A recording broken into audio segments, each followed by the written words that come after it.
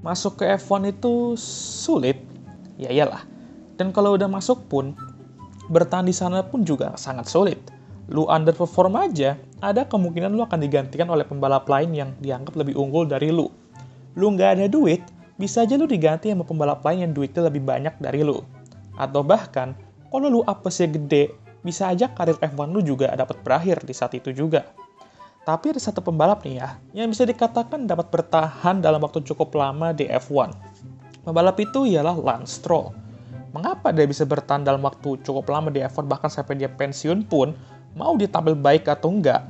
Karena ayahnya, Lawrence Stroll. Ayahnya adalah chairman dari Aston Martin Aramco Cognizant F1 Team. Aish, panjang kali emang nama tim ini. Sehingga Lance adalah pembalap untuk tim ayahnya sendiri. Sehingga nggak mungkin lah ya bapak mencat anaknya sendiri. Nah, kalian pasti bakal bilang, coba kalau chairman-nya bukan ayahnya, pasti dia nggak bakal bertahan lah ya. Ya, sebenarnya ada benernya sih itu. Tapi, apakah iya Lance Stroll selama ini bertahan di F1 karena bapaknya? Sebenarnya Lance Stroll ini layak gak sih untuk berada di F1?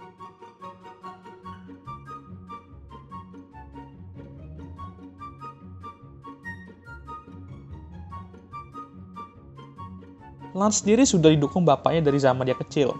Secara backing ya jelas sangat kuat dengan finansial bapaknya, tapi dia juga membuktikan di feeder series bahwa dia adalah pembalap yang hebat, menjuarai beberapa gelar. Dan pada akhirnya, pada tahun 2017, dia naik ke F1 bersama Williams, dan saat itu usianya masih 18 tahun.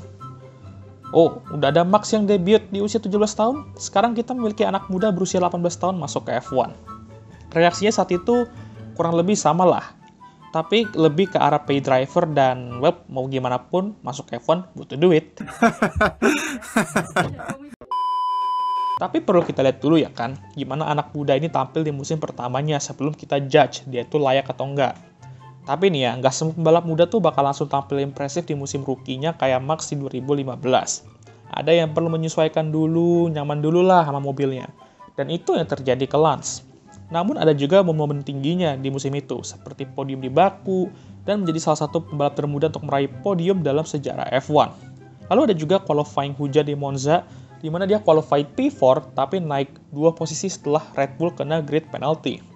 Menjadi pembalap termuda untuk start dari front row. Jadi ada juga momen-momen briliannya di musim itu. Dan akhirnya, poin dia sama Felipe Massa tuh nggak beda jauh, meskipun secara qualifying unggul jauh Felipe Massa. Jadi ya awal yang lumayan lah, dan mari kita lihat untuk musim depannya. Nah, mobil Williams di 2018 ini sangat luar biasa, seperti Williams di era 90 kan bang? Bukan, sangat luar biasa kayak Williams di 2022.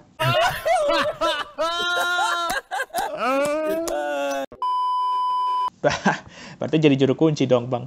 Iya, bukan musim bagus. Dan Williams sendiri juga udah mulai drop semenjak itu. Entah apa yang terjadi. Tim tidak melakukan development dengan baik mungkin, dua pembalap mereka kurang berpengalaman mungkin, entahlah, tapi Lance mampu mengalahkan Sergei Sirotkin di musim itu. Tapi karena Sergei ini merupakan pembalap rookie, jadi hal ini memang udah di-expect dan akan terjadi gitu kan, harus terjadi gitu. Tapi ya secara qualifying itu sebenarnya Sergei Sirotkin itu sedikit unggul dari Lance Stroll BTW. Sehingga Lawrence Stroll memutuskan untuk membeli Force India yang saat itu masuk ke administrasi dan mengubah namanya menjadi Racing Point di 2019. Mereka mempertahankan Checo. Dan coba kalian tebak, siapa yang akan menjadi pembalap mereka di kursi sebelah? Ya, sudah jelas bukan Sergei Sirotkin. Lance Stroll menjadi pembalap Racing Point untuk 2019. Ya jelas lah, bapaknya yang punya. Gak usah ditanya lah reaksi gimana saat itu. Mungkin lebih parah dari saat dia ke Williams di 2017. Dan tau lah alasannya apa, dan gue gak perlu jelasin juga alasannya. Musim 2019 dia kurang lebih sama kayak musim 2017. Kadang ada saatnya dia bagus, dan ada saatnya dia bagus dalam berada di belakang Checo. Masalah Lance Stroll ini ada di qualifying. Pace dia di quali itu kurang bagus, tapi kalau di race, beda cerita lagi. Makanya dia jarang sekali melaju ke belakang saat race, dan lebih sering ke depan. Berarti bagus dong. Ya emang bagus sih, tapi ya nggak usah lah repotin diri sendiri dengan cara start jauh di belakang dan KO di Q1 hanya untuk mendapatkan beberapa poin aja ya kan. Di 2020, di awal musim, tepatnya dia menunjukkan perkembangan ya. Quali pace dia udah mulai sedikit berkembang, dan dia juga beberapa kali bisa menantang Checo. Ini juga terbantu dengan mobil W10, maksudnya pink Mercedes, ya udahlah. Yang emang cukup kencang lah, dan merupakan mobil top 4 di musim itu. Dia meraih 2 podium di musim itu, tapi masalah dia saat itu ialah konsistensi dan awareness. Dia nggak bisa maintain level dia dari awal sampai akhir musim. Dan dia beberapa kali juga terlibat dalam insiden yang nggak perlu sebenarnya. Akhirnya dia finish di luar top 10 dan Checo saat itu benar-benar sedang dalam performa terbaiknya. Ditambah dia minus 2 balapan musim itu karena COVID. Tentu musimnya solid, tapi di saat yang sama, mungkin bisa lebih baik lagi. 2021, Racing Point transform menjadi Aston Martin dan kali ini dia akan memiliki juara dunia 4 kali sebagai rekan timnya. Di 2021, mobil Aston Martin ini nggak sebagus mobil Racing Point musim lalu, dan tentu ini juga menghambat Lance mengeluarkan potensi yang sama kayak musim lalu. Ditambah beberapa momen yang apes di musim itu juga nggak ngebantu gitu kan. Tapi di musim itu dia cukup dekat dengan Asep dan beberapa kali menantang dia. Meskipun Asep tuh masih di masa adaptasi dengan tim barunya, itu tetap merupakan raihan yang bagus untuk Lance. Di 2022, mobil Aston semakin berkembang, ke belakang tapi.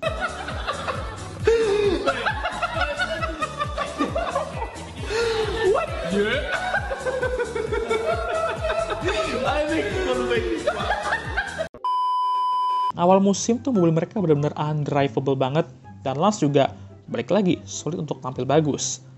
Dan sama sih dia di musim 2022 dapat menyaingi Asep beberapa kali, tapi tetap kalah darinya. Di 2023, dia akan memiliki Nando sebagai rekan timnya, dan wow, seorang Jordan lainnya akan menjadi rekan timnya Lance. Harusnya dia bisa belajar banyak lah ya selama itu. Nah, 2023 akan menjadi musim ke-7 Lance di F1, dan selama 6 musim ini, apakah dia benar-benar menunjukkan ke kita semua bahwa dia tuh layak berada di F1? Masalahnya dengan Lance itu, kalau menurut gue tuh, dia tuh nggak konsisten. Dia itu sebenarnya bagus, dan beberapa kali menunjukkan sebuah cahaya bahwa dia tuh layak. Tapi itu pun nggak cukup, karena dia harus terus-menerus menunjukkan bahwa dia tuh layak. Awareness pun juga masih kurang. Beberapa kali membuat insiden yang nggak perlu, dan itu juga perlu diperbaiki. Dan selama 6 musim, gue belum bisa bilang bahwa itu telah diperbaiki. Untuk mobil ya, dia beberapa kali dapat mobil solid, dan dia juga bisa tampil solid beberapa kali, tapi dia juga beberapa kali dapat mobil yang meh, dan dia juga nggak bisa terlalu menunjukkan performanya kan. Tapi itu pun juga nggak bisa dijadikan alasan, karena apapun mobil lu harus bisa memenuhi atau bahkan melebihi ekspektasi yang ada dan diberikan. Lance kadang melebihi, kadang nggak memenuhi ekspektasi tersebut. Jadi kadang ada saatnya dia menunjukkan kelayakannya di F1, dan ada saatnya gue ngerasa ada yang jauh lebih layak dari dia untuk berada di F1. Nah, ini nih, tapi ini belum tentu bener sih yang ini ya, yang bakal gue jelasin sekarang. Dan gue bisa aja salah, tapi gue rasa nih ya, dia tuh terlalu nyaman dengan kondisinya sekarang di mana masa depannya itu udah pasti aman di Aston Martin, selama bapaknya masih menjadi chairman. Nah, terkadang kalau pembalap tuh terlalu nyaman atau santai ya, ada positif dan negatifnya. Positifnya dia bisa tampil dengan legowo, tapi negatifnya ya terlalu santai, sehingga saking santainya ketinggalan sama yang lain. Nah, sama saat kayak lu tertekan, ada positif negatifnya juga. Negatifnya ya lu saking tertekannya tuh lu nggak bisa tampil dengan legowo, tapi positifnya lu bisa aja tampil berapi-api karena mau melawan tekanan itu semua gitu kan. Mungkin itu yang dibutuhkan Lance selama ini. Karena selama ini Lance balapan dengan mindset bahwa masa depan dia tuh aman karena bapaknya. Nah, di sini nih mungkin Lawrence Stroll bisa berperan dan lebih tegas dengan Lance. Karena kalau Lawrence mau project Aston Martin ini sukses, dia butuh Lance untuk improve juga. Karena dengan performa Lance selama ini nih ya, akan sulit bagi mereka untuk meraih juara. Maka di sini Lawrence bisa lebih tegas lah, dan bisa aja potensi Lance itu nanti bakal keluar. Intinya selama 6 musim, gua rasa Lance ini belum benar-benar membuktikan kelayakannya di F1. Tapi hey, 2023 bisa aja menjadi musim di mana dia membuktikan bahwa dia sebenarnya layak. Bisa aja dia mengalahkan Nando ya kan? Who knows kan? Dan umurnya juga masih muda, jadi kita lihat aja dah. Sekian video kali ini, jangan lupa untuk like, subscribe, dan share video ini. Dan jangan lupa juga untuk nyalakan lonceng notifikasi agar kalian semua tahu ketika gue ngupload video baru. Dan I'll see you guys next time. Goodbye.